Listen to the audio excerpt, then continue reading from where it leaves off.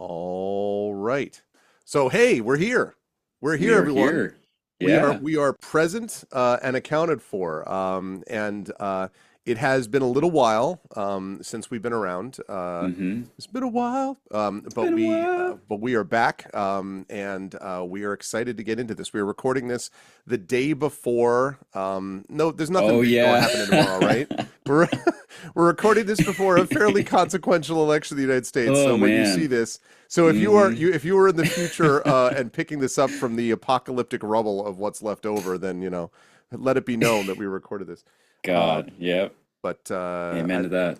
yeah, I feel cautiously optimistic. We'll see how things go. Yeah. But Yeah, we'll see. but I anyway, yep.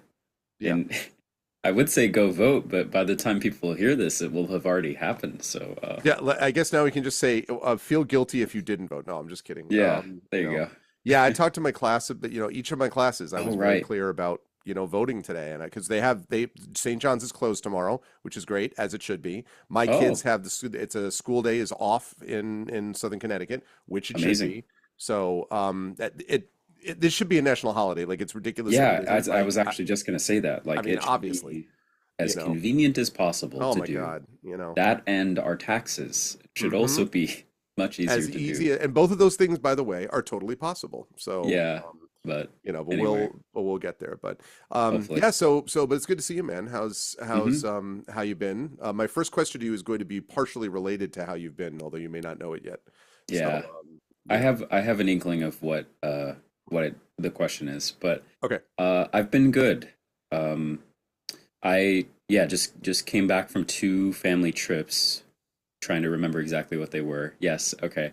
So my brother's birthday was recently. How do you? What am I trying to say? Was recent. Recently Yeah, happened. it Yeah, recently occurred, or it was recent. recently. Yeah, yeah. And his birthday was on the wedding day of his wife's friend. So they were at their friend's wedding on the Okay. day of his birthday, and then I got to see him that night, and then spent some of that weekend in San Francisco, and then just this past weekend was in Las Vegas, which sounds more glamorous than it Yeah. actually was because I often go to Vegas because my cousins on my dad's side live there. Okay. So whenever we go to visit, we're in the suburbs outside of Vegas, and my dad and I did go and visit the Strip on our first day and saw some cool. There was an art museum exhibit that came from South Korea So you that saw the is really really sphere cool. then and Yeah, everything. saw the I sphere. heard that Yeah, thing's amazing. Yeah. yeah. It's we didn't really see it. I mean, we saw it in the distance, but we didn't go up to it or near it or in it.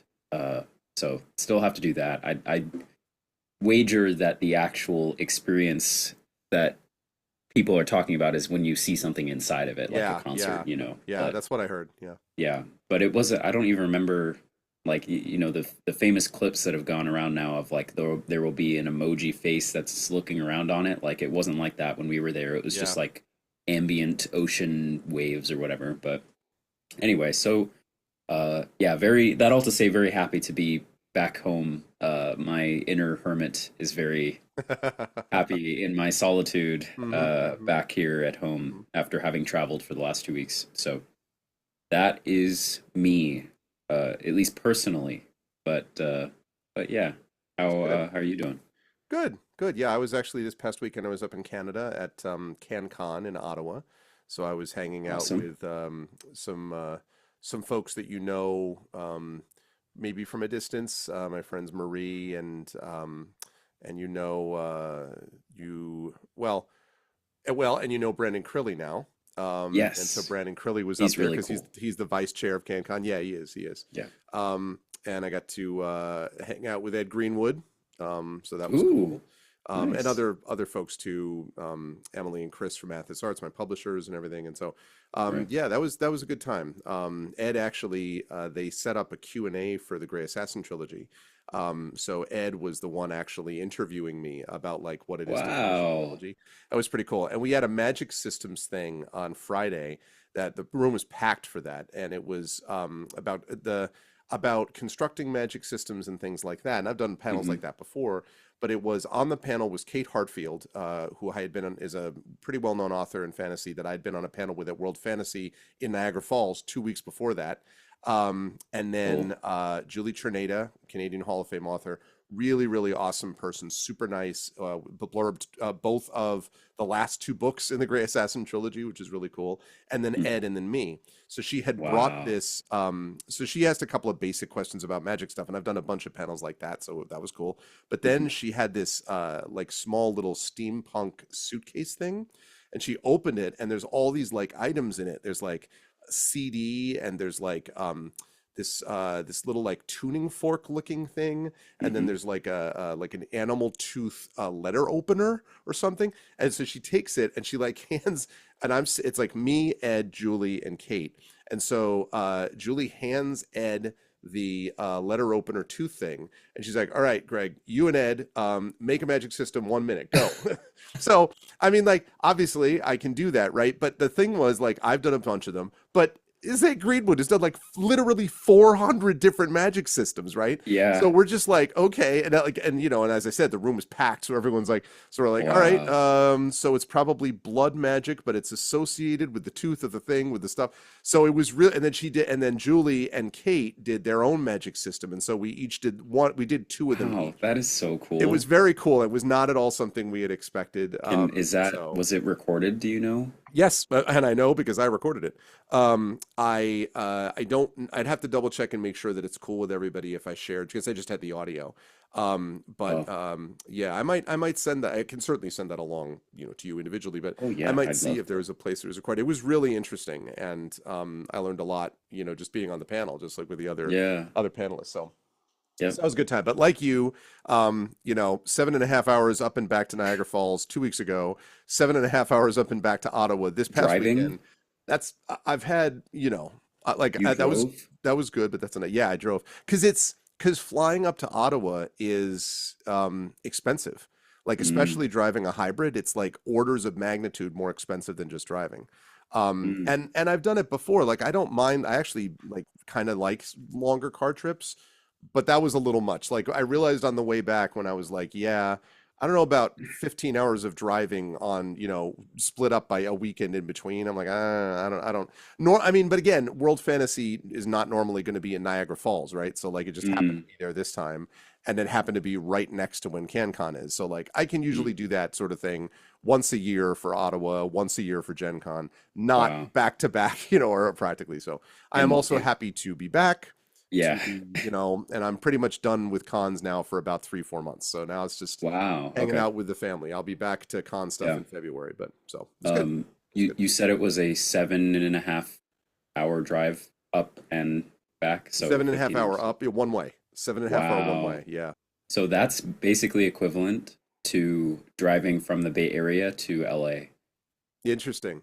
Yeah. Yeah, it's mostly and honestly, like 80% of it is through just New York State.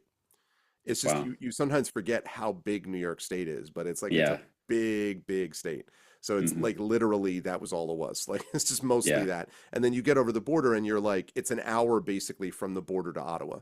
So Okay. So you're in the home stretch you're in the home once you get stretch at there. that point, Yeah, yeah. yeah. But I really Oh. like that con. I really, a lot of dear friends of mine are part of it and connected with it. Mm. And yeah, Jen Brozek was there as an editor guest this year, and like it was cool. And also Brahms from my channel, who you Hmm. may remember. Maybe. Brahms Belrathian is Oh, his okay. channel. Yeah. Brahms lives up in that area, so I got to catch up with him. So it was cool. I was very happy to have done it. Uh, That's cool. and I also ran into on Sunday Claire Cooney, our mutual friend Claire Cooney, was on a Right. panel with me Okay, too. cool. So Wow. it was good. Yeah. It's good times.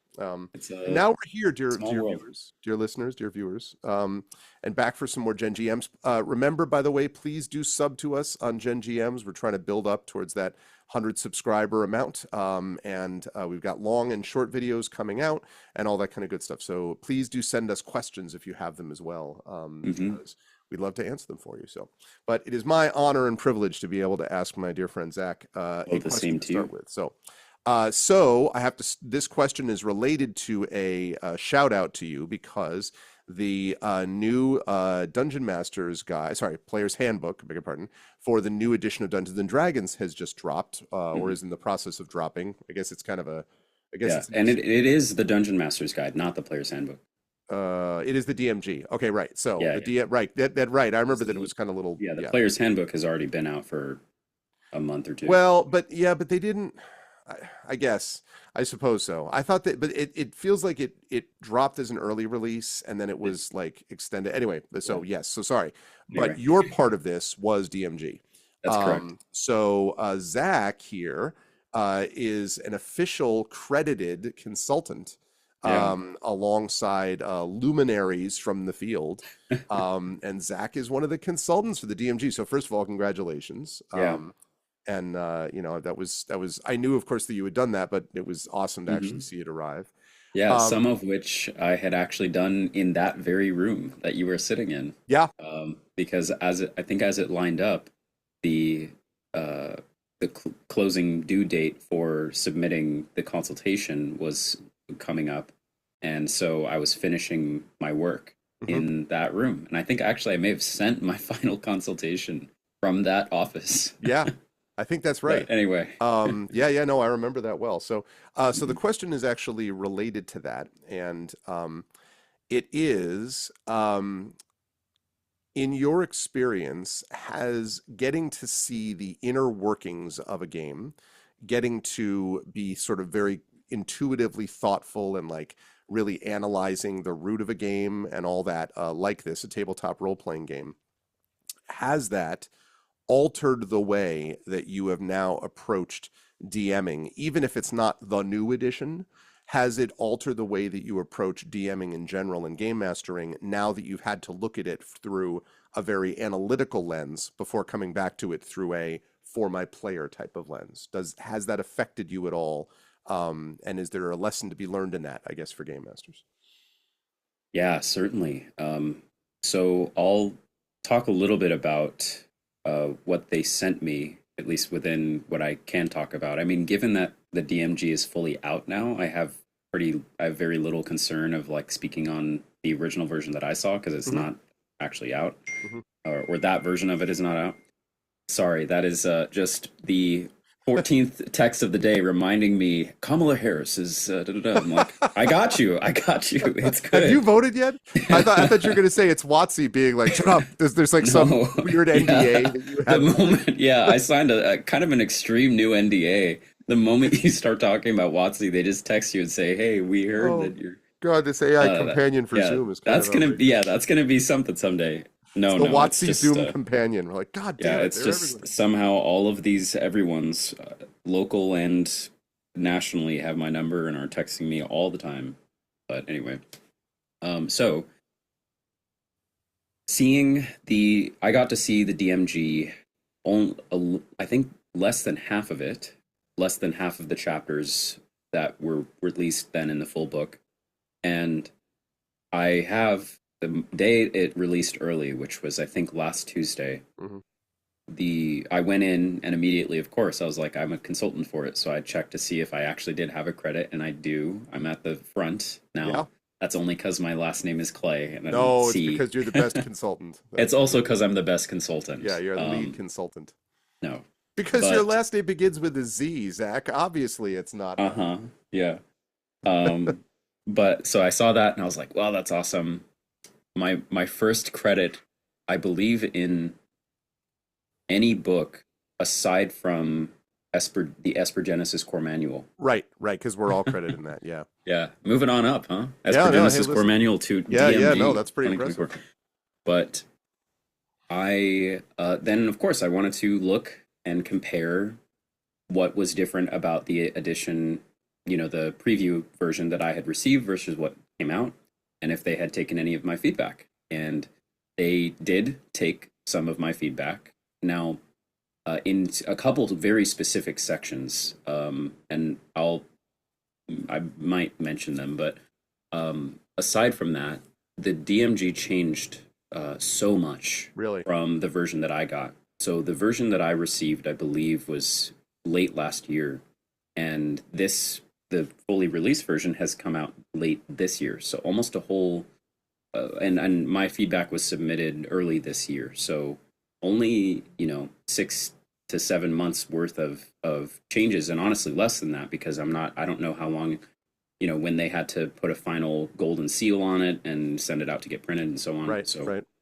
anyway, being able to see that the preview version was sort of and then compared to the new version, you asked like if it has had an effect on me or as a GM and something like that. And I guess it has been a confidence booster in multiple ways for Mm-hmm. me.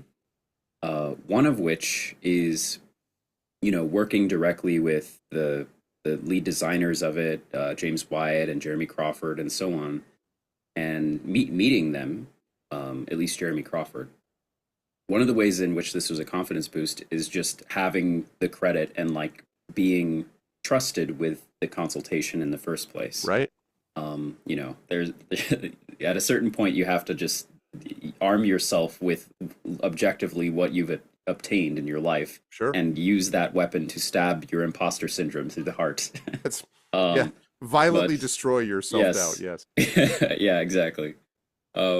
But yeah, so being able to read it, and then as I read the first version and then read the new version, and there's stuff that I still even more so now, unfortunately, would want to change in the new version of the DMG. It is very good. It is very good I've heard in a very good lot things of about it. Yeah. yeah, in a lot of ways it is better than the 2014 DMG, assuredly, especially the sections that were just updated. Hmm. Um, there are my only main gripes are there are lots of things that were omitted from the 2014 version that I feel like they should have carried over but didn't. Hmm.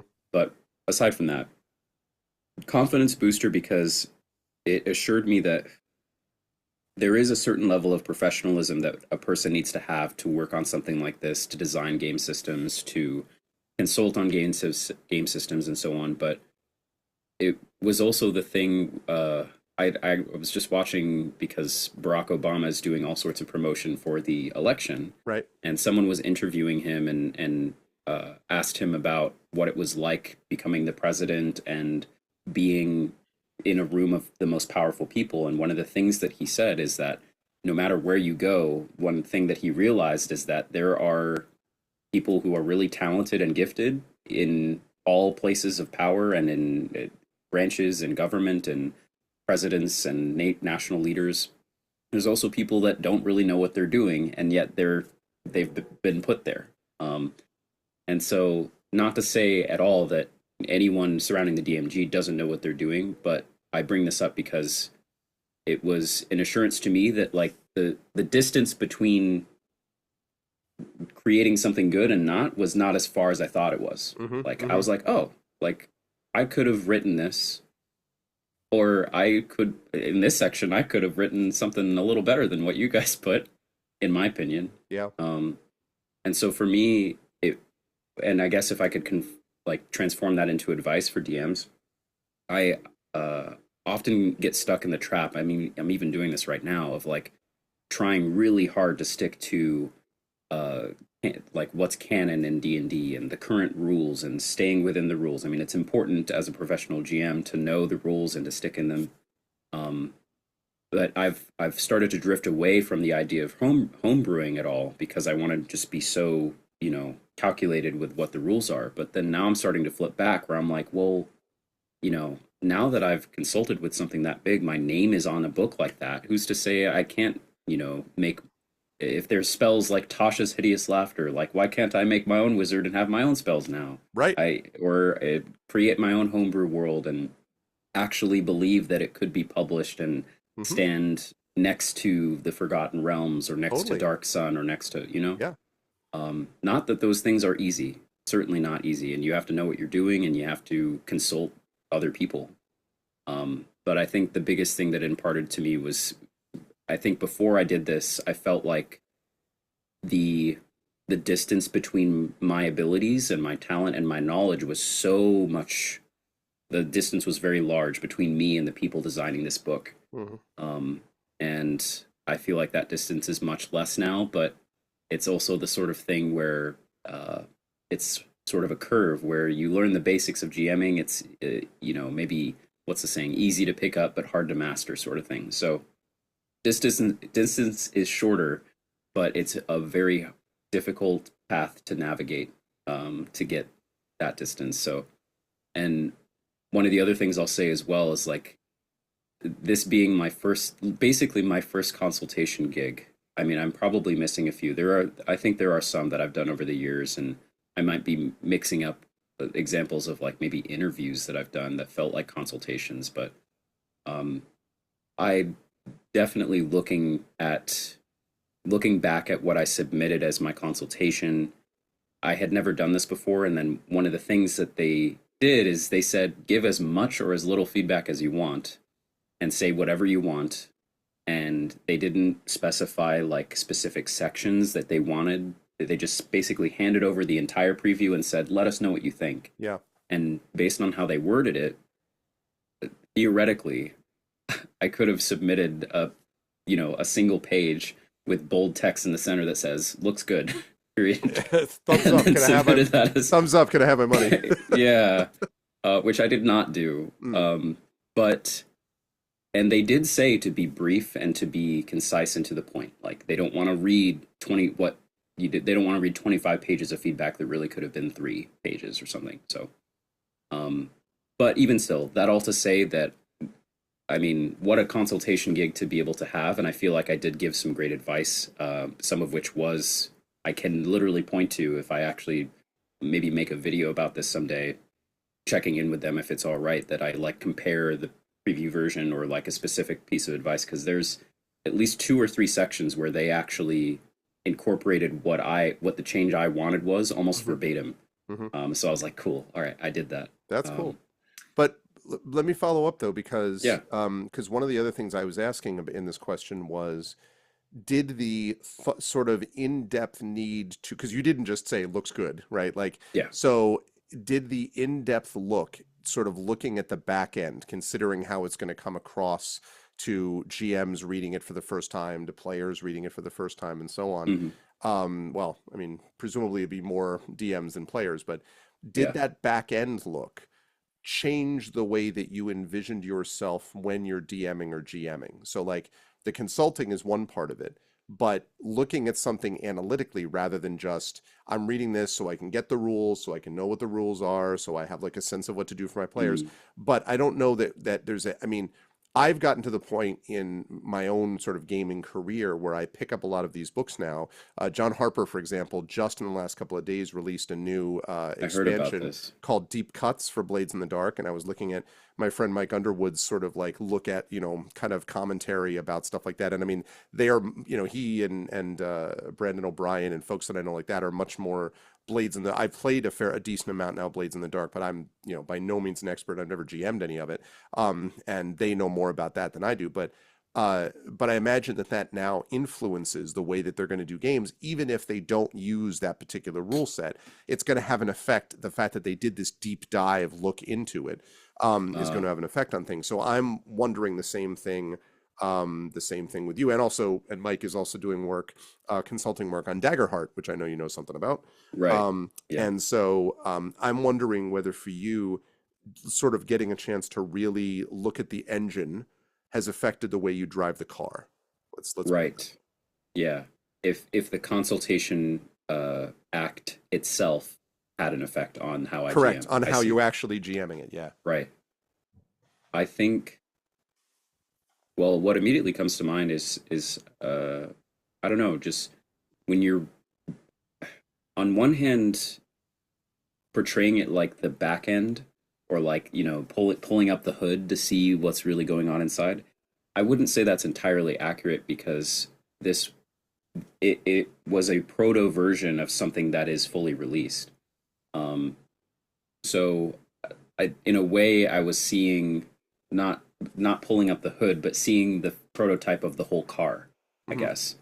But in that, yeah, I don't know. I would say, like when you mentioned that when we pick up a book like this, I feel like one of the things you were leading to was the idea that we're experienced enough in our GMing now that we kind of know a lot of there is somewhat of a limit to the advice that can be given, and it can be permutated maybe. But I definitely experienced that, where as I was looking at, under the hood, I was like, maybe a part of me was thinking that I would be looking at some crazy new thing that they're releasing in the 2024 guide, and that Right. I'm going to have my mind blown and it's going to be amazing. But Right. it was a lot of the same. And I think what that did is reminded me that I do know a lot of what's already in the DMG, or in any of these books. But the trouble with kind of taking your GMing to the next level is trying to remember all of those things at once. And so it was refreshing to look at the prototype version of the car and to see that I am already driving a very similar model, I Right. guess. Right. Um, Right. and yeah, I would say other than that, the consultation itself, it's interesting as a consultant, the experience that you have, it, you constantly are kind of reflecting a mirror back at yourself, like, well, yeah, what is my opinion?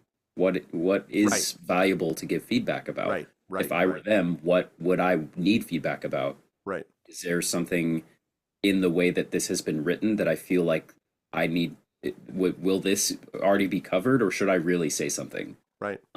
And sometimes you can get that sense where it's like they give you a finished couple paragraphs about a topic, and then I read it, and it's hitting home very strongly one point, but completely missing this other point that I think is obvious. And I'm like, okay, I should probably say something about this. Um, and there were a couple situations like that, but yeah, Is I would say it just it reinforced what I already knew okay. in myself. But I think I do the last thing I want to do though is come off like I know everything or any of that stuff. I think as far as consultation gigs go, I think one of the points I was going to make earlier is that they were so broad and vague about the advice that they wanted. And again, the idea that you could have just submitted looks good, period, and that would have been it. That one of the disadvantages, at least for myself, and I think I have learned from this consultation gig, but it was basically my first consultation gig.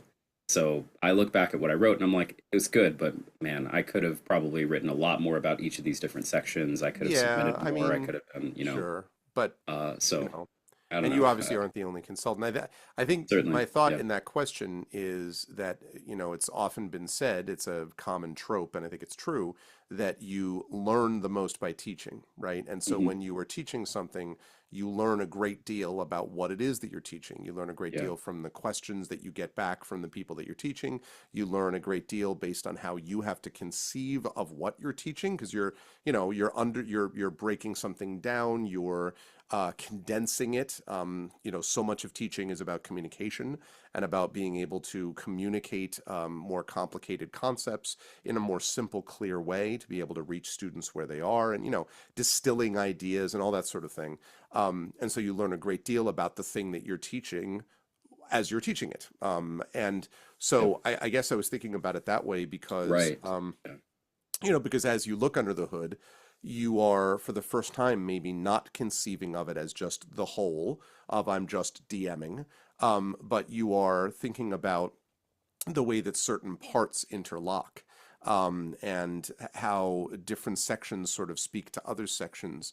And frankly, how the DM's guide in 2024 is responding not just to the 2014 DMG, but it's also responding, frankly, to other stuff that's been on the market, because it's since 2014 that we've had this massive surge in narrative focused gameplay. It's since 2014 that we've had the massive surge in Critical Role. It's since 2014 that we've had Stranger Things, and on and on and on. Like, all of that stuff has happened in the last decade. Yeah. So there's a lot of stuff to respond to, and I guess Mm. that's the thing that I was curious. I mean, you basically answered the question now, but that's the thing I'm thinking about, is the fact that as you're thinking about it in this sort of different way, I don't know, maybe I'm wrong about this, but I feel like car mechanics probably think of driving a little bit differently when they're doing it, just because they know a bit about what Yeah. happens when something goes on. So I guess, and certainly doctors imagine health in a different way because of their own sort of knowledge of breaking down systems of the body and so on. So Yeah. that's a little bit of what I'm thinking about with this. Yeah. I guess to the idea of teaching first, yeah, it's definitely this sort of happened with the consultation. The idea with teaching being that when you learn something new for the first time, especially, you often just you have to repeat it. You're often just a copycat of what you've been taught. Like Right, you are right. taught a technique or a way to do something, and because it's your first time doing it, you just do it the way that you were taught. Hmm.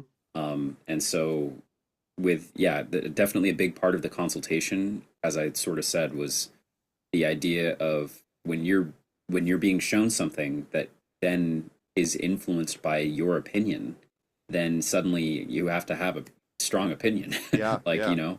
and I tend to be a pretty agreeable person, and for various reasons, because of my background in various areas, I'm very used to uh, blending in with all sorts of people, all sorts of hobbies, all sorts of everything. Going from not only teaching kids and teens, but working with the librarians, for example, that oversee those kids and teens. Right, right. So I'm very used to melding like a chameleon through all these different types of people and types of opinions, and not uh, I'm I tend to not like cause any fires wherever I go. I try to just, do what I need to do, make people happy.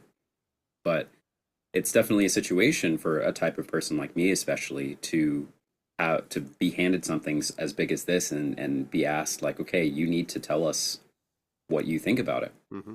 And then the question is, oh well, what do I think? But as far as to the idea of the mechanic thinking about driving cars differently, I would say, yeah, when I think the effect that it has had on me in that way is seeing my name in the credits and knowing, at least in some small parts, because I will admit as well that the version, at least that I received, was again, I think less than half of the actual fully published DMG. There were several chapters we were just not given.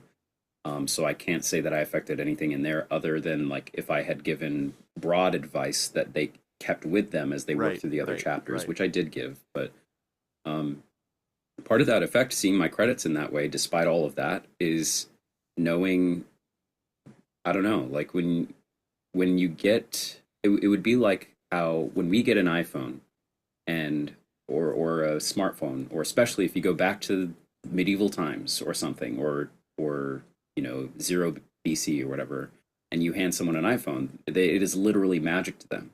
Hmm. And in many ways, the a smartphone is magic to me. I don't know how a smartphone works, honestly. I find it kind of funny that if one of us were to be transported back in time with our smartphone and they'd be like, this is amazing, we need to recreate this, I'd be like, Yeah, I just use it, buddy. I don't know how to yeah, do that. yeah, yeah. So that all to say, the when you don't have that experience of being let behind the curtain to be the mechanic, you think that things are so magical that it is again, like the distance, the echelon that these people are on who are designing this is so much further away than you, and it's not attainable. But um with the consultation and then like the little tiny changes that I asked for being considered and in many cases being added, I was like, huh, this is it left me being like, well, this is very impressive piece of technology, but this is just a chip that does this, Hmm. or this Hmm. is just a pipe that Hmm. does that. Hmm.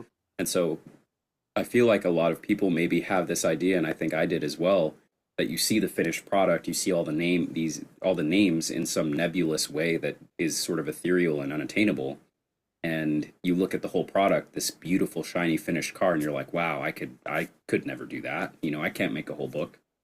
But then I see the small little part that I worked on and know that I there's some degree of validation there, like literally just a sentence that I proposed that they added. I'm like, wow, okay, I'm a part of this car now, Hmm. and that means that what I proposed had worth and is actually valid to be in the car. Yeah, yeah, Um, so I would say, how, if that could be converted into advice, it would be to have more confidence in yourself as GMs and designers, and um, to make things. Because I often would stop myself from doing so because I would just use something that someone else created, and sometimes you do have to do that just for time's sake. But and it's nice to use other people's creations when they put them out there to be used. But yeah, it's just a sense that, like, okay, I can do this. I think there's not some, you don't need to put these people on a pedestal. I mean, they're very very good at what they do, and I would not say that I am better than most of them at all. But having a small part in it, at least at the very start of my tiny little career here, um, I think has given me the confidence to continue to do more. And I think, that's cool. um, you know, maybe 10, 20 years from now, I'll look back at this first consultation, maybe after having done other consultations in the future, and I'll be like, man, I barely did anything. Like, what was I thinking? I didn't, I could have done more. I should have given feedback about this section. Why didn't I say this? Whatever. But I think for me now, despite any of those feelings that I have of like feeling if I had contributed enough, or like, okay, sure, my credit's in the book, but I didn't see the consultation that the other people did. Did I contribute, a tiny little sentence? Whereas, Matt Mercer is one of the other people credited. What if he, like, gave feedback that essentially rewrote the entire first chapter or something? Sure, that may have happened, but if I'm not going to let those thoughts or the idea that maybe I didn't do a great job stop me from feeling like I could do a great job. Well, and a lot of that too, I think, is connected to the idea that in your own adventures as you run them, right, in your own campaigns, um, the I want to try to condense this into something sensible. Um, in Same. your own campaigns, your players, and if you're streaming this, your audience, um, are going to have their own understanding of who you are and the particular campaign that you're running. And you will be this extraordinarily significant figure because you're shaping the adventure for them. You're making the adventure for them. You are creating the world, the parameters of which are established by you. And then the storytelling is done as a collaboration, as we've talked about on the show many times, between yourself and your players, and you're sort of forming the story together. But you're the one sort of establishing the stakes and like the thematic considerations for the campaign and stuff like that. Right. And that's going to be, first of all, yours. And yeah, and your sort of like the stuff that you want to like focus on, and it's also going to be it's going to be a unique thing that's going to be different from the other person who runs a similar campaign to that. Mm. And thus it's almost impossible. I guess this is sort of a positive sort of vibes thing. It's impossible in a way to be a failure in your own space, um, in the sense that it's very unlikely that players, if you're putting any real amount of thought and care into this, it's not that you're going to be perfect with everything. You're certainly going to make mistakes.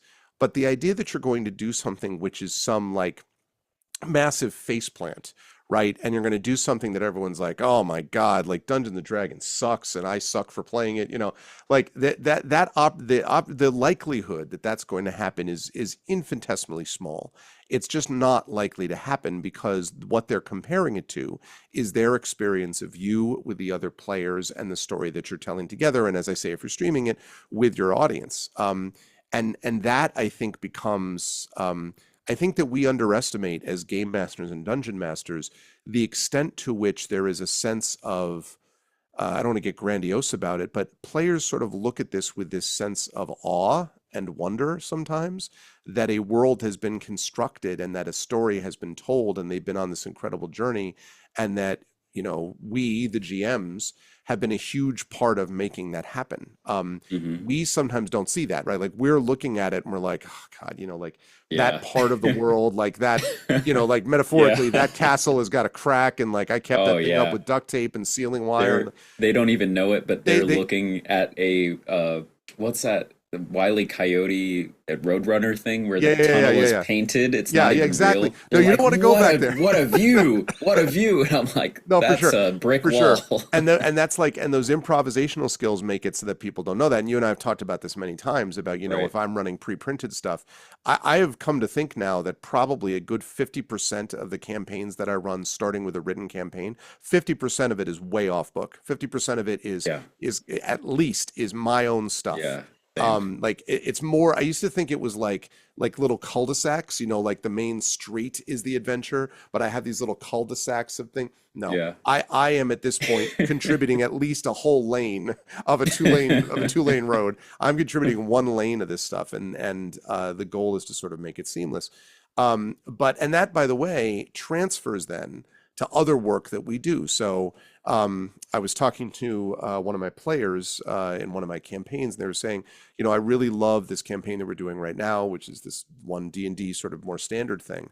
And they were like, but after this one's done, they were like, I was wondering if you would be willing to run your Forbidden Library thing, like all of the adventures you have in it. And I was like, oh, I was like, I mean, and I kept thinking of it in my mind, like, well, I have this book and you can do 3 linked adventures, but like, those are like, one shot adventures or 2 shots and like all this stuff. But then I started thinking about it. And I'm like, well, I mean, there's 6 parts, right, that have been run in front of an audience for players in a semi-professional setting, right, at Gen Con first, and then has been run multiple times with you. You've been in that campaign, etc. And then now there's the Hearthglow podcast that we do, and so there's that behind the scenes stuff. Yeah. And if I put that all together, yeah, that's pretty much a campaign. I mean, like it's pretty, and it's Yeah. completely mine, and no one has added anything to it, and it was my world, and it's my setting, and it's the characters, the recurring characters are my own. Like it's my thing. And there used to be a time where I felt very uncertain about doing those things, and I was nervous about homebrew because I'm like, I don't, there's so much work that goes into it, but the reality is that they are excited because of the kind of storyteller I am, Mm. to be able to, and hopefully world builder I am, I suppose, to be able to play in another world that I have built with stories that I'm telling, that then they become, again, collaborative storytellers with me in Mm. that world. And so, and I think a lot of that was because of playing so much and understanding so much, but also recognizing that their expectations for us as game masters is different, I think, than our expectations for ourselves. That we have a Yeah. certain belief in how worlds need to be built and how the rules need to work together and how everything needs to come together in a nice, neat package. But then you realize that that's not what players are looking Yeah. for, right? They're not looking for that. So Right. it's interesting that your answer was so much about validation and about, it feels like I got this confidence boost and like I belong with the big Oh boys and yeah. all that stuff in a way. When I think if you had talked to all of your players from your many, all the kids you work with, all of your professional gigs, if you talk to Hmm. those folks, your peers, they would all tell you like, I mean, you were flown in to do some consulting on a pretty big project, right? Like Hmm. like, in terms of actually game mastering, they would all say like, no, like you're freaking phenomenal. Like why would you even doubt that you could do this? But we are sort of judging things by our own standards Yeah. as what would happen if you had a bunch of GMs sitting around, if I'm being judged by the Chris Perkins and the Matt Mercers of the world, right? Like, and they're like, you know, Yeah. and the reality is they also probably would not give us a heart. Like they also probably would just love what we're doing because they're coming to it as players from a different position than they are as GMs. So I guess Hmm. it's another way of sort of, I guess, acknowledging that you're right. This should be an empowering experience, that you now have that confidence boost, but also that we should generally be aware as game masters, as advice to the folks watching and listening. players are likely to give you a lot of slack and to appreciate what you're doing just by the act of your GMing and DMing and making efforts to continue work on being better.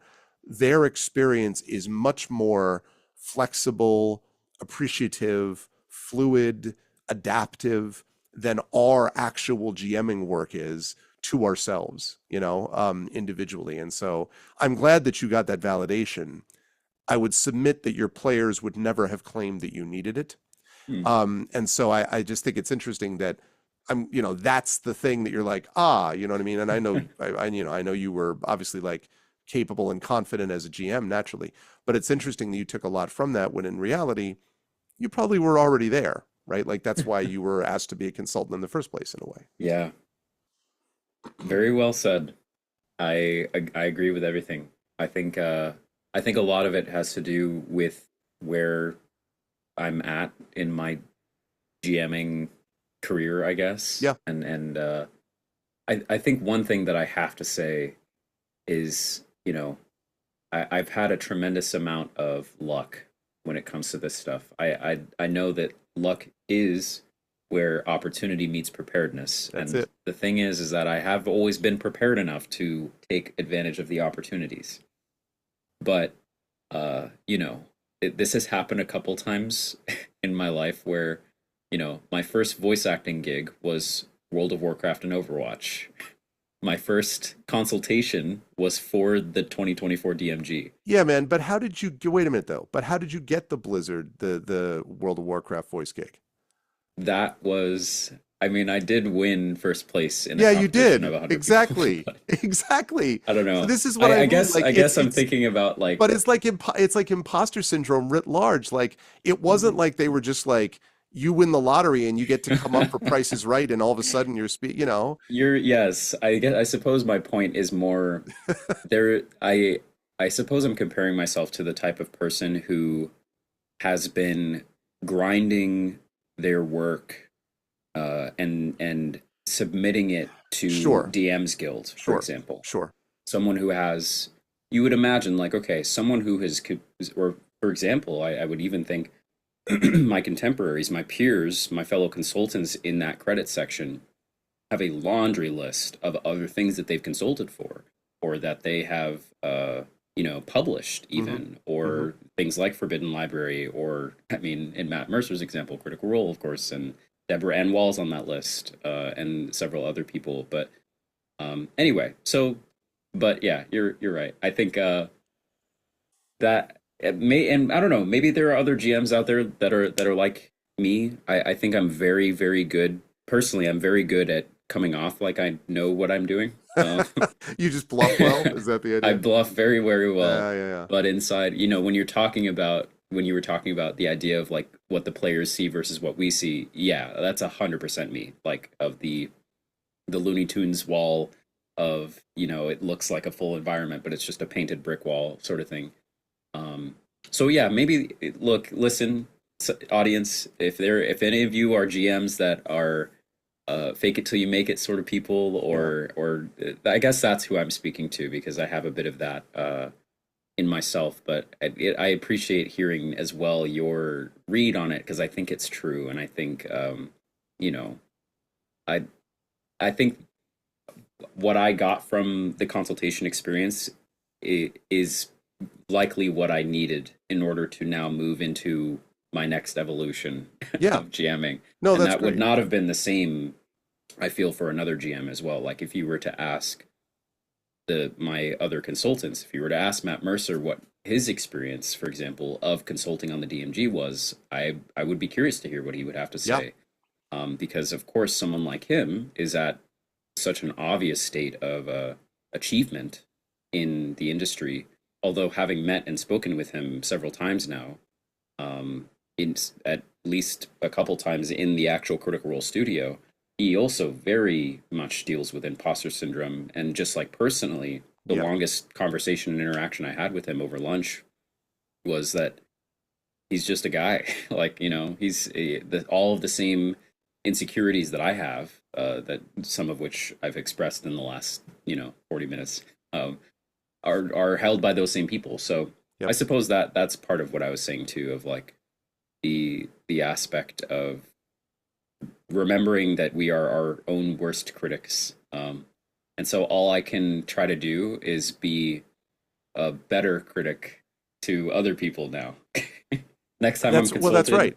That's you right. know, I mean, I would point out that, like, for example, Chris Perkins got involved originally because he was sending in, I believe, yeah, adventures and articles for Dragon yep, magazine and Dragon got picked Magazine. up by some stuff, and Mm-hmm.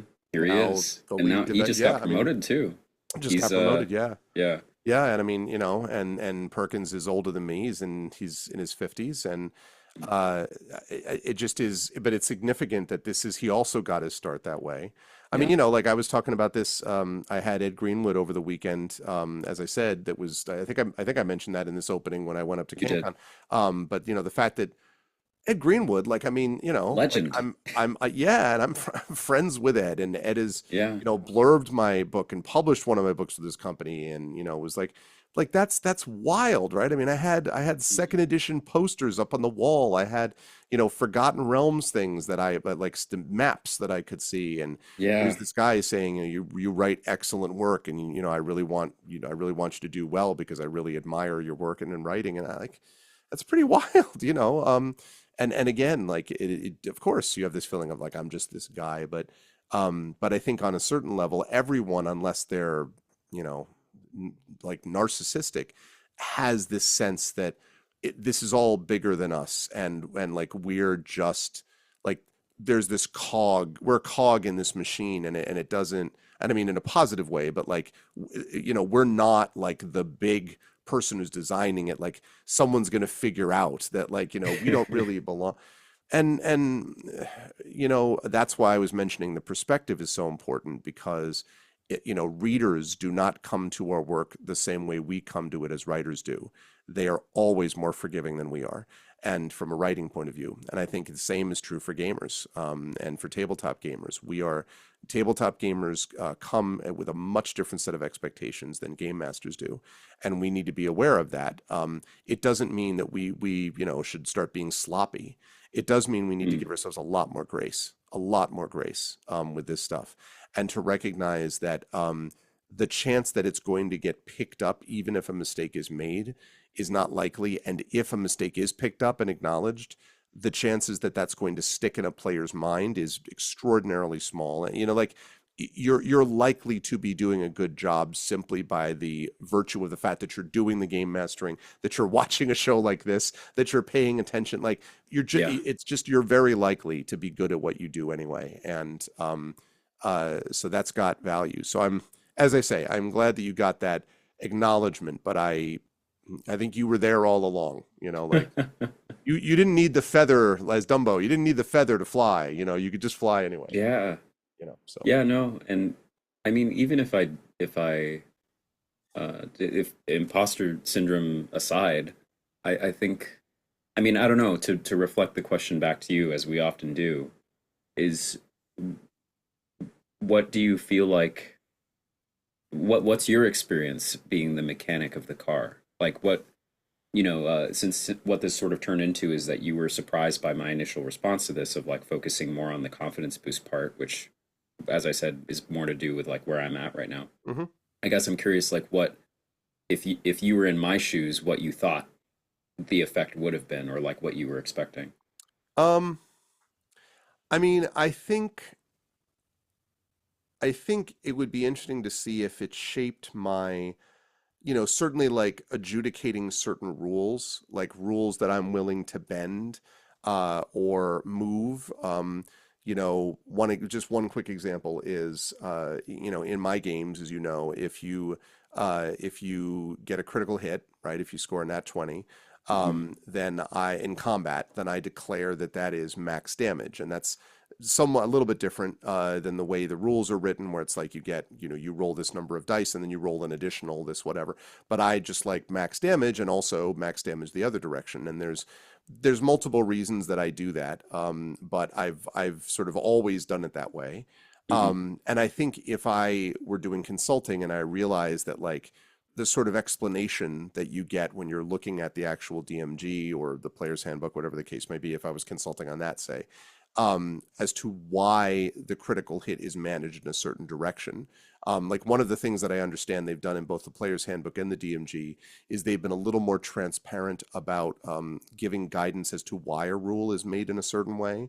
Hmm. Because not extensively, but some of it to give people a sense of what is the sort of justification for a particular rule being in a certain direction. And they even have, and I know this for a fact, a section that's kind of like if the player is starting to give you the I guarantee, the sort of min-maxing, like, well, Yeah. you should do this, because if you remember, actually, like, because of this number and this loophole, like, gives you explicit permission to basically just yeet that into the sun, right? Like, to just be Hmm. like, no, that's not how we work this.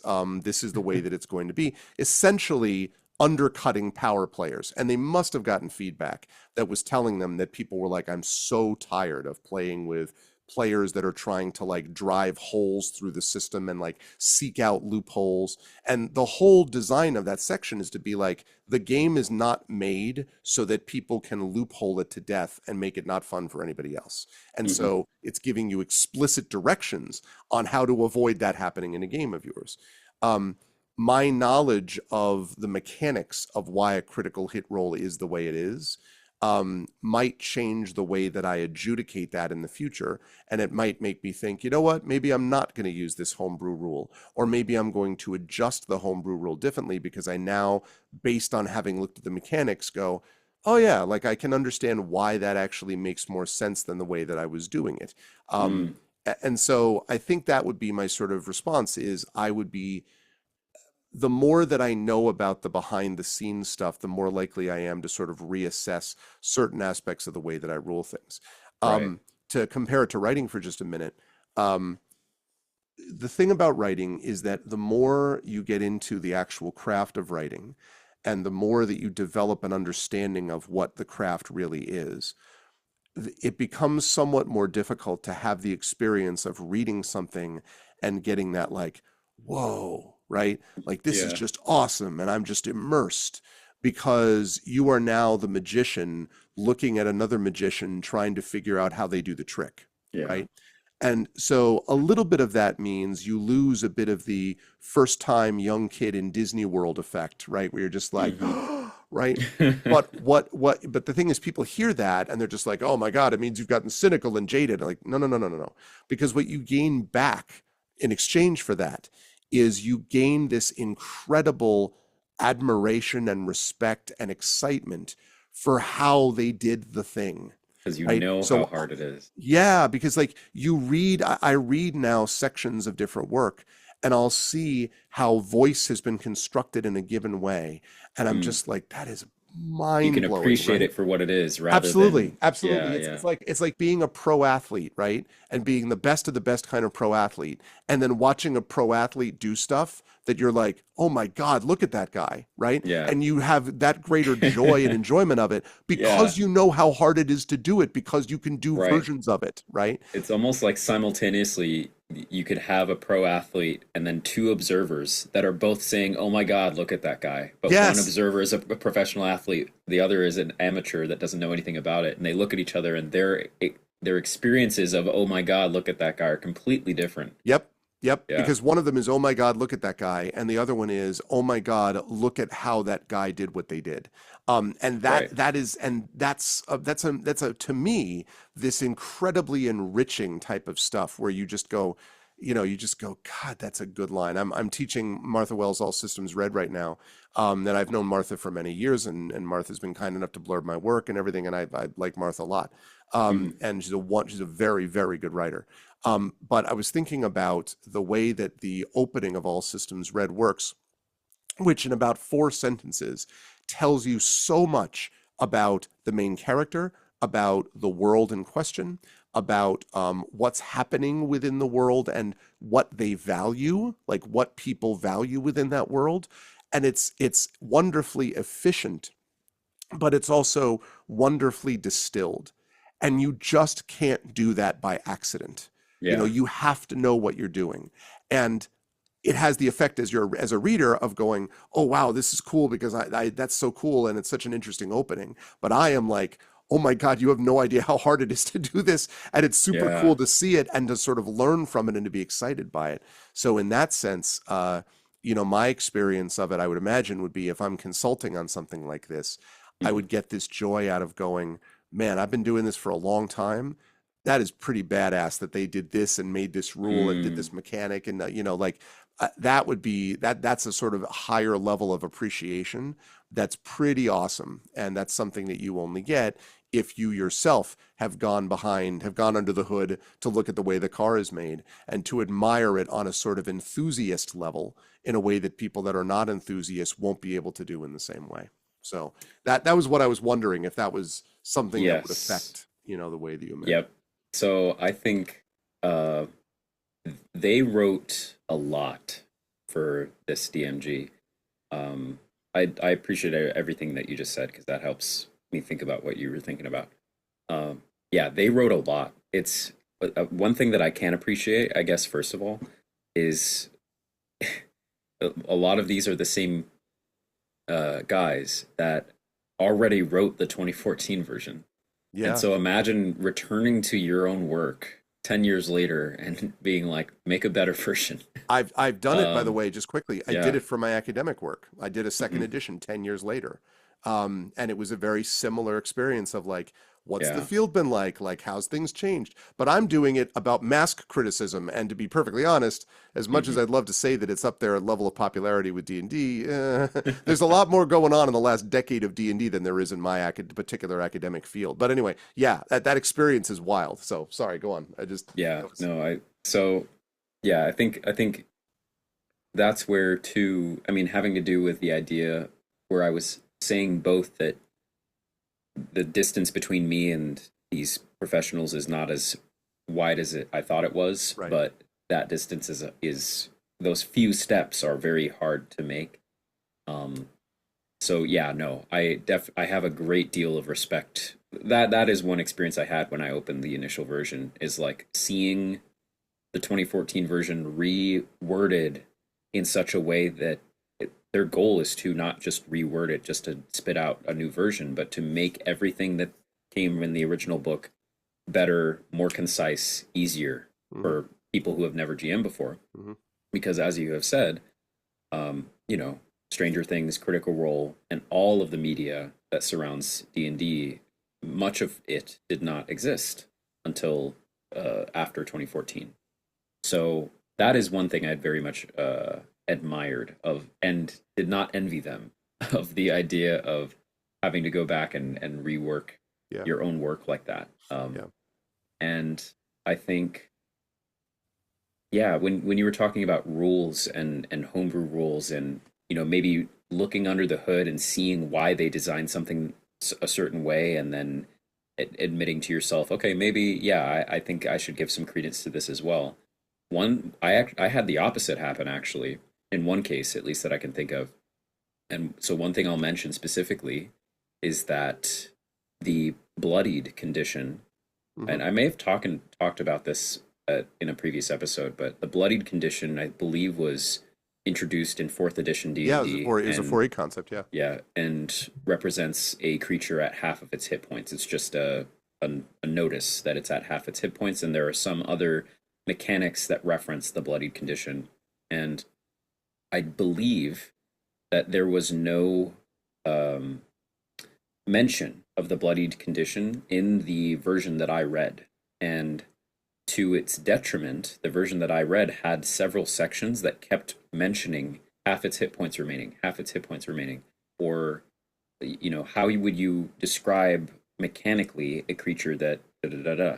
And so there were several sections where I was like, hey guys, maybe there's some corporate schmorpert going on here. You guys don't want to bring back stuff from old editions, but Bloody's right there. A lot of us use it. A lot of us like it. Yeah. Yeah, I And wonder if that was like 4E, trauma, maybe, like they were yeah. just like, I don't want, So I was very glad though to see, and I can't say that my feedback was the reason for this, but it was a part. My feedback was a part of it that the new DMG does have bloodied in it, oh, cool. references it several times. It's an Okay. official condition now, whereas it was not in normal 2014 fifth edition. Hmm.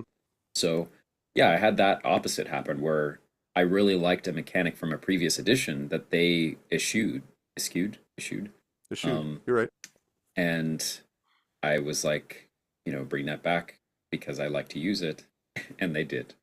Um, so yeah, and as far as other things looking under the hood, yeah, no, I guess I'll just mention lastly again the idea that when you're talking about the Forbidden Library and your own worlds and running things your own way, I think that's the message I'll send to every GM out there, whether you're already doing it or if you have a lot of confidence doing it, if you have no confidence creating your own stuff and you are strictly by the book, give your own stuff a shot, I think that's the biggest reminder to myself. And through the consultation, looking under the hood and seeing that ultimately, yes, it's a very, very long list of names that go into the credits of that book. And there's a company behind it, and there's a company behind that company. But ultimately, it is still just several individuals make with their own opinions designing a game. And who's to say that you can't also be an individual with an opinion who designs a game? And that could be altering this really well made game that already exists or making your own. So I think that's the biggest thing is, in part, I guess, returning to confidence. The idea of like, go for it, design your own stuff, shoot, decide what you like. If you like crits this way or that way, I think that's one effect that looking under the hood had is knowing that ultimately this is just a collection of opinions about how to play a game, and there are people who have spent a long time curating those opinions and testing other methods of doing things until they found what worked for them. But there's always room for feedback, for iteration, for stories that you want to tell, maybe in a different way. Hmm. And so, yeah, I think that was the experience for me. Is they handed me the car and the instructions to open the hood, and I looked under the hood, and I was like, oh, okay, Yeah, there's no reason and I couldn't add something under the yeah, hood. I mean, and I exactly. think just one last thing I'll say about this also Mm-hmm. that I think is important there is I think there's sometimes this belief that um, that you will not have that someone's already said what you would like to say. Um, and I don't know, but I imagine we have lost many, many, many, many wonderful ideas Mm-hmm. because people thought that and did not say what they wanted to say. Mm-hmm. Like it's sort of the Leary has this concept about dealing with autocrats that what you don't do is you don't obey in advance, that you don't before the fight actually begins surrender, right? That what these people want you to do is to give up ahead of time so that they Mm-hmm. don't have to do the work. And because there is not a certainty that they will succeed in doing what they want to do, even if their ability to do so looks overwhelming, that may be a front, it may be a bluff, and it may be that your action will be something which bring other people to the field. So I think it's the same thing. Do not self-censor, right? Don't silence yourself in advance. Don't cut off a potential adventure before you've had a chance to put it out there. Yeah. And because it is not the case that someone may have said something in exactly the way you're going to say it. And even if it is true that you get out there and you say something and someone has already said it, your version of it, your nuance of it, the way that your players and you together will tell a story will almost certainly be its own unique version. We've talked about this many times. My version of Strahd is very different from, other people's versions of Strahd is very right. So, so do not censor yourself or select yourself out of a particular, pool because you believe that what you are imagining surely must have been imagined before. Because the reality is it may not have been. And Yeah. so your interpretation of the rule may not have been thought of that way. Your particular take on a library, on a branch of a school, on a whatever, that may not have been done in precisely that way. And your rule in DMing or your method of DMing or your style may not, in fact, probably has not, in exactly the specific way you do it, been done in that way. And so, very important not to get in your own way, right? And let your voice be silenced before anyone else has said, no, we're all set and we've done this before. You Right. know, it's too much risk that we'll lose out on Yeah. more richness and tapestry of the work that's done when you do that and you silence yourself before your voice can be heard out of a Yep. belief that someone else must have said what you were going to say. Yeah. Nothing worse than stopping yourself out of the fear that someone else will stop you. It's like letting the ghost of your opponent kill you before they even Yeah. swing their sword. My friend Brian Yeah. Talwara, Laotian American poet, talks about this with my creative writing students about the urgency of having your voice be heard. And I think people misinterpret that as well, everyone's just yammering on social media. No, no, no, no, no. Letting your voice be heard the way you wish it to be heard. And it may be only one person who hears it, or two, or three, or five, or 10, or a million. I mean, you don't know. But your voice has value. And in the case of our gaming environment, your rule, your mechanic, your story, your world, your adventure has value. Don't shut that off ahead of time, because uh, you're not everyone's going to get the chance to get validation in a DM's guide consulting like Zach here. So recognize that Yeah. your that the game has gotten to where it's gotten because of the millions of people that play it. And I know Zach will take this the right way, not because of a few consultants mentioned in a book. It's Yeah. because all of those stories together make this game Oh what yeah. it is. In fact, And I so, could not agree with that more. yeah, Yeah. Yeah. If yeah. anything, I mean, well, yeah, no, I'm not going to let the imposter syndrome come back Yeah, again. don't do it. Imposter syndrome, yeah, he's going to be like, In yeah, in fact, I'm fact, it could have been anyone in that book. In no, I'm fact, not take going to me out. allow No, that. no, No. no, no. Yes, Good great, stuff. wonderful. Good stuff. Okay, we have a little bit of time. Do we? I don't. It feels like that I took a mean, long. It feels like it maybe took. I mean, a not. good time. It was a good It time. did. Don't get It me did. wrong. I mean, there was a world when we started. Our hardcore fans will point out that it used to be we used to ask one question, then another question, then a third question I back in the know, but day. we took so I long in a remember good the way. day when there were 3 questions per GenGM episode. We've seen things you people wouldn't believe. Those things are gone now, like Yeah. questions in the rain. No, I guess you're right. I was gonna say I have a couple questions and one could be shorter, but Well, how about this? Throw me a short one and we'll do like a quick rapid fire on it and then okay. save that next one for our I next think one. I How think about this one's perfect then. All right, So go. the other question I have that I will not ask is of same flavor of depth as the one you asked. So Oh, we're not okay. going to do that one yet. No, we don't have time for a We don't. we'll save that for the But we next one. do perhaps have time for this little zinger. All So, right. and this one's more lighthearted. Not that what we talked about wasn't lighthearted. So here's this question. Okay. What is one creature or monster you've always wanted to feature in a D&D campaign but haven't yet? Ooh. Oh man. Or perhaps not an entire campaign, but just you want Yeah. to have run an encounter with this thing, but you still haven't gotten a chance to actually get in the drive, hold the steering wheel Yes, yes, behind yes. a insert monster here.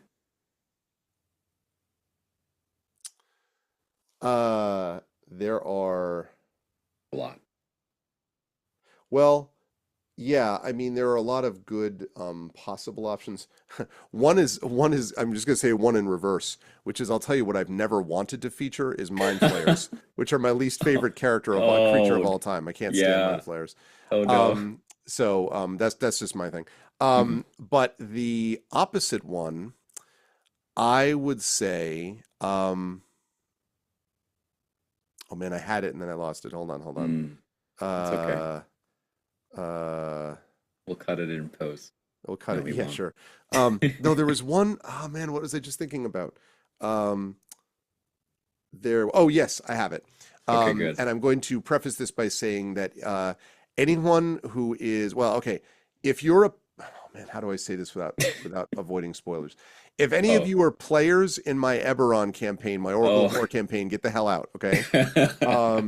But there's one that I have not had the chance, but I'm going to get the chance to do, Mhm. and that is a Rakshasa. I was literally gonna say the same thing Yeah, when you I'm- asked me. Oh my God, Rakshasas. Okay, so let's talk about like Yeah. extraordinarily evil and cunning, Yeah. shape shifting, right?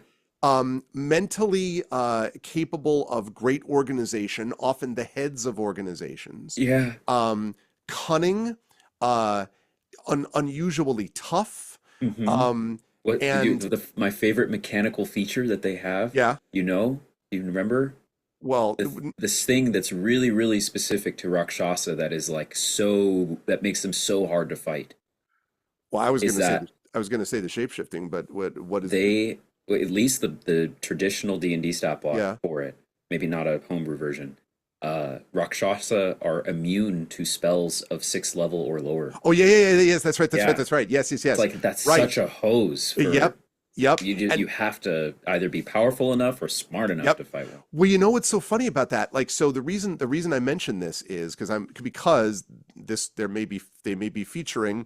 prominently soon Hmm. in something. But the other reason that that's significant is I've been on my channel. I've been doing a retro look into the Forgotten Realms games, the old Mm. gold box games, which is well before your time, like Uh, the Pools of Radiance and Pool of Radiance and Curse the Azure Bonds and everything. And I've been playing this thing called Forgotten Realms, the Realm, which is basically linking a bunch of modules together that are mm. literally taken. So, like Keep on the Borderlands, Lost Caverns of Sosanth, Temple of Elemental Evil, like Hmm. all of these classics, which they're transferring into the gold box form, which has Right. been very cool. And one of the adventures there featured this you go and have to get this item back from a swamp. And there's a village of lizard folk and there's a village of humans, and the village of humans believes the lizard folk have taken the item from the village of the humans and brought it back to them because it's sacred, and the village of humans is making all these noises about how they're going to declare war on the lizard folk, and it's about to be this big mess. And what you end up discovering, I was wandering through the swamp to try to find out why this was, Mm. and the lizard folk are just as suspicious of the humans. What you end up finding out is that it's actually a Rakshasa who was deliberately posing as a lizard folk, Yeah. claiming that this item was a sacred thing for the village, blah, blah, blah. Then going back to the humans, posing as a human and being like, listen, Mm. this is what the lizard folk did, all because the Rakshasa wanted the two villages to destroy each other and to do all this stuff. And so, I was like, oh my God, like it was so cool because it was devious and it's exactly the kind of crap Rakshasa like to do. And it's Yep. also because they were shapeshifting, they had capability.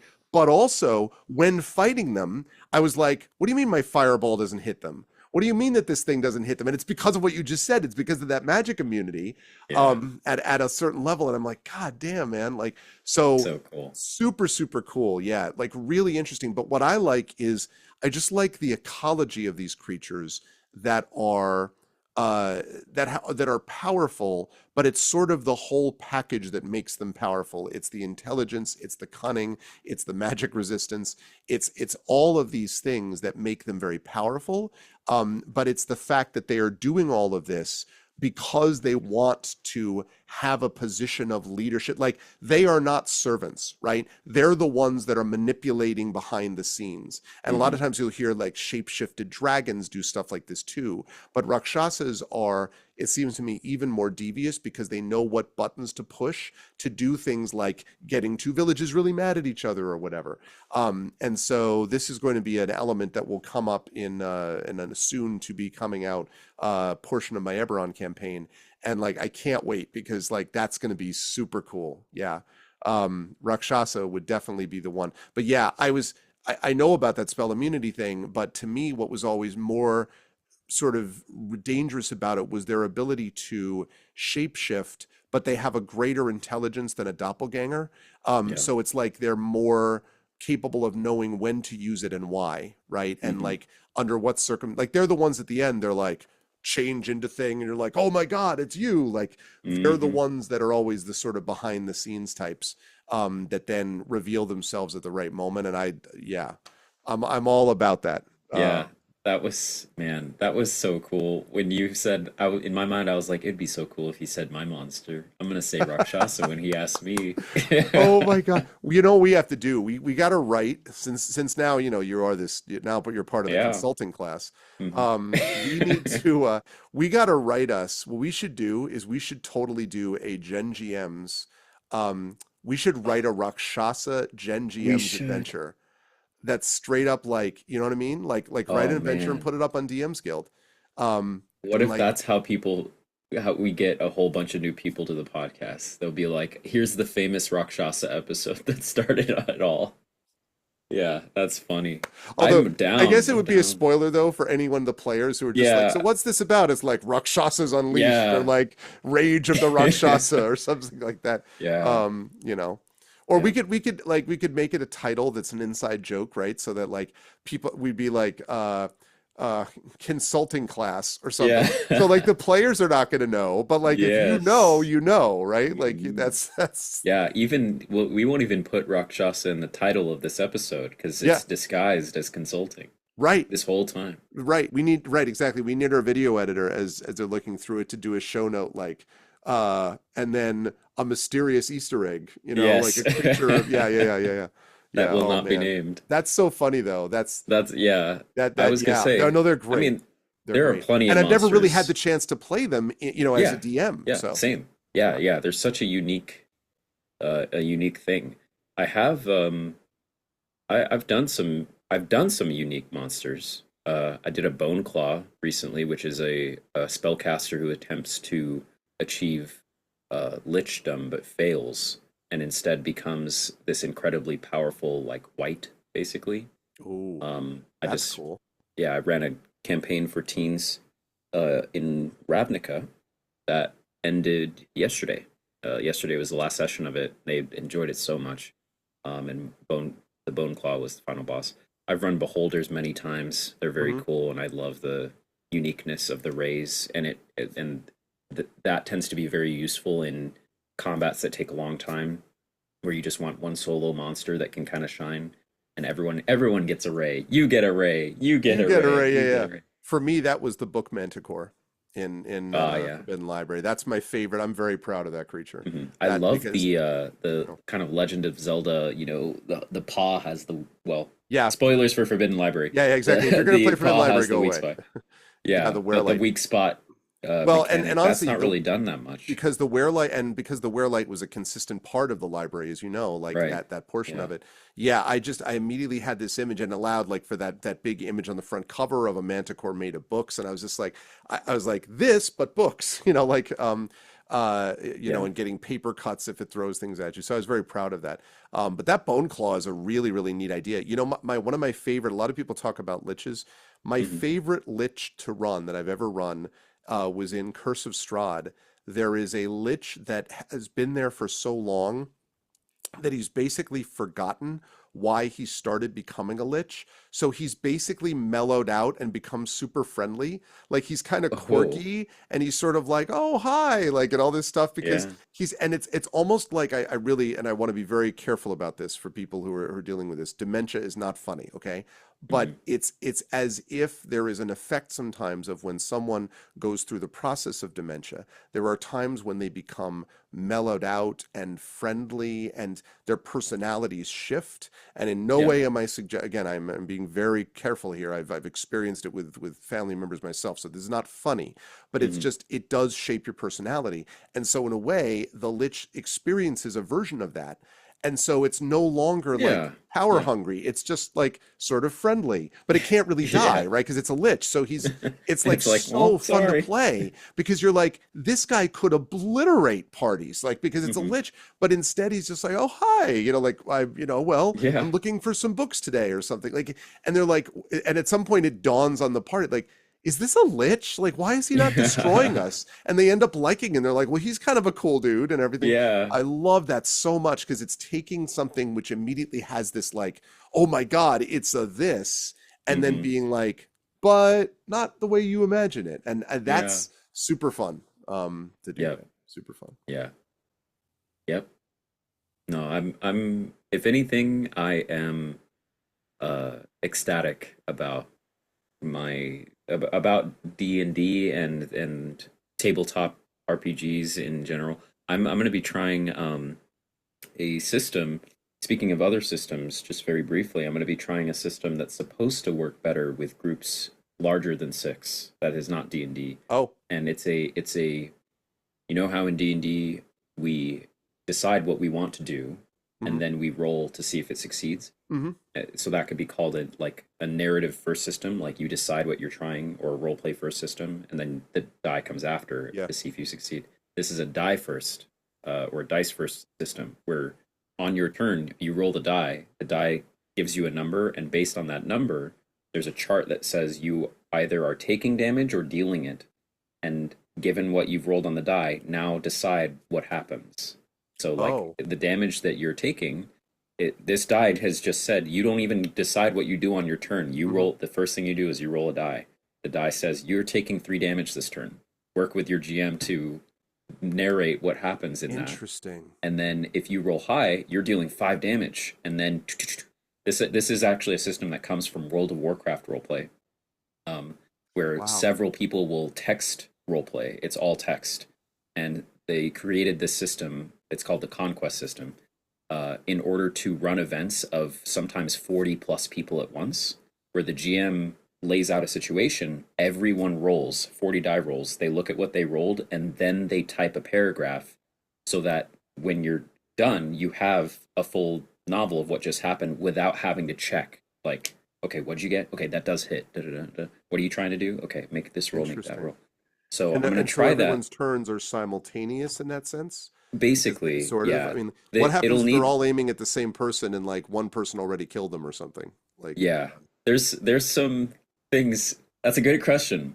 There's some things that need to be addressed. I'm going to be testing it. It's not a perfect system, but I hmm, thought it was okay. so interesting. The That is cool though. Yeah, the yeah, yeah, dice yeah, yeah, first system. yeah. Anyway, Yeah. that I love all that came stuff. up I love because that stuff. of, I guess, rounding out this discussion, the idea of these creatures, and like, I don't know, being excited to run in Rock Joshua for both of us. I don't know. There's still, I'm sure that well into, you know, our 90s or whatever, there will still be like, I still haven't run a Yeti yet. So someday I'll run an Umber Hulk. I yes. have it. Attack of the Knolls. It is yes. true, by the way, that like so those small level creatures, like everyone runs goblins, everyone runs orcs, everyone runs half orcs. Sometimes you get bugbears and like Yeah. there are a lot of those basic kind of creatures. I don't know how many times you actually get to run like a gnoll or something like that, Yeah. or a rust monster. We need to bring back the hmm rust I monster. have done Rust Creature that have Monsters. you? I I have have. too. I Yeah. have too. But like it's Mhm. something where people are like, "Oh, that looks like it's not that big a deal," and they're like, "You notice your armor is rusted out." Like, Yeah. what? No. But Yeah, anyway, I yeah. love So those. justice for Knowles. Justice Yep. for Knowles. Um, but yeah, that's cool. yeah, That's cool. anyway. So that Justice for Knowles. that's neat. So congratulations again Thank on you. the consulting position, and I think Congratulations on your awesome panel work and all the stuff that you did. thank you, thank you. Yeah, it was fun.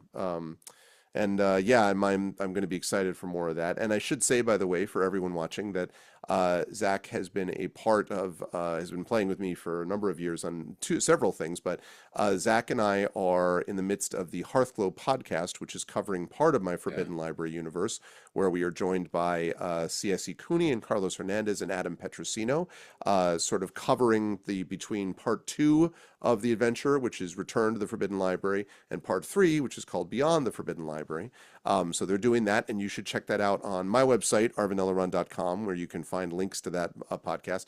And also that you should be checking out our Expedition from the Mysterious Peaks game, because Yeah. that is relaunching in November, and I have announced officially now on the channel that we have, in addition to Zach and Toya Kristen Finley, we are going to be Johnny Pittman and Kat Rambo are taking a step back for personal reasons from the campaign. So we are going to be joined by Rhiannon Held and by LaShawn Wannick, playing 2 new characters. And I am super excited about the Yeah. way the group is laid out and everything. It's going to be really cool, and you should check it out if you want to see more of Zach as player. In these Yes. games too. Yeah. I would say my me as player has happened the most on this channel. So Mhm. Yeah, yeah, it's very cool. it is Check cool. it out. So thank you, everybody. And check out, please, GenGMs. Please do subscribe to us. Definitely Mhm. follow us over on Twitter and Blue Sky as well. We're at, I believe it's As either long as Generation. those exist. Yeah, well, yeah, exactly. Depending on what happens, by the time you Yeah, see this, if Twitter has collapsed we may be in completely, a very different world. yeah, it's true. We'll, But we'll find assuming out. everything goes well, we will definitely be on Blue Sky anyway. And Yeah. obviously, you know where to find us on YouTube. But definitely spread the word. Please subscribe to us. Please let people know to do that as well on YouTube. It's free to do that, but it definitely helps us out. And like I say, please send us questions, and we will, continue to Hmm. ask them. So, but in the meantime, that right there is Zach. And this is correct. Yeah, there you go. Okay. Cool. Thanks for watching, everybody.